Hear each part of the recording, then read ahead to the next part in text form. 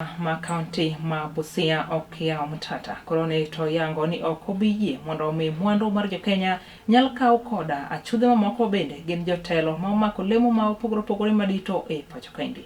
Mtata mane lose od bura odiochieng' kaunendi oyango ni osechwalo bura e nyim doho ma pacho kaendi machungo wacho nogo mano mar kaw kar thieth nogo maduong' ma Nairobi Hospital bende wachne gi thuolni osebedo kaliekore nitiere kaka koroni to idwa gole e telo ma entiere nyaka gi thuolni.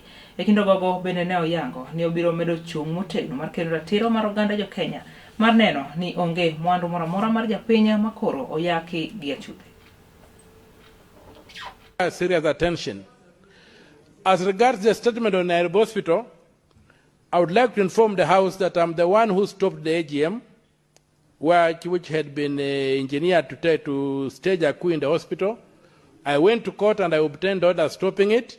Nairobi Hospital is not a private hospital per se. Nairobi Hospital, in its articles and memorandum of association, has the president as the patron.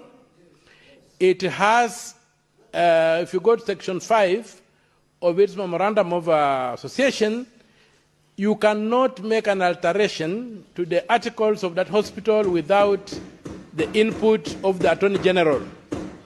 Number 3, Nairobi Hospital is not a private hospital, it's not owned by anybody. It's under something almost like a trusteeship through the association, and the issues in Nairobi Hospital need a lot of attention because the public has invested a lot in that hospital. If you look at the letters of grant that were given in 1952, Nairobi Hospital sits on trust land. Doesn't own that land. It only nominally occupies it, and if it was to move out, it can only be, if the government wanted to take back that land, it would only be compensated for the buildings. Number 2, Nairobi Hospital gets a lot of grants from philanthropic bodies. Even Kenya's United Nations office here in Gigiri is there courtesy of Nairobi Hospital because that's a treatment center. The VVIP medical facility in this country is at Nairobi Hospital, where the president is treated, where President Moi died, President Kibaki died, and even when Tundu Lissu was... May I have just a minute? Senator, I'll give you a minute. Do you want to be informed by Cherargei? He's making a lot of requests.